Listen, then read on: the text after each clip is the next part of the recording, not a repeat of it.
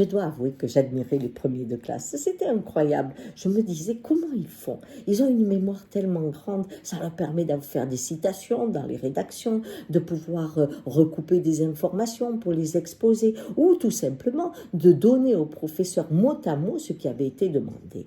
Moi, par contre, au fond de la classe, je n'étais que la personne qui avait des questions et qui devait se faire remarquer parce que j'étais provocante. En effet, je ne pouvais pas retenir simplement une vérité. Il fallait que je l'analyse. Il fallait que je la fasse bien avec mes mots. J'avais besoin de mes mots.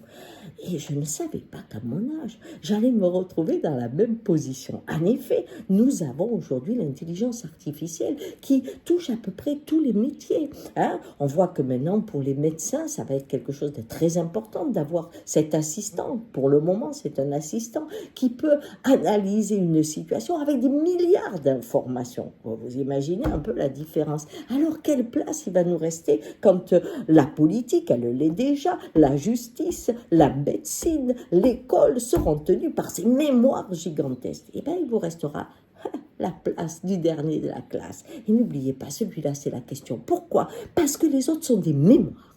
Et la mémoire, c'est ce qui est mort. Alors que vous êtes bien vivant dans une époque en pleine transformation, alors osez confronter le passé à ce que vous vivez et soyez forte, parce que vous allez être une force de proposition. Ciao!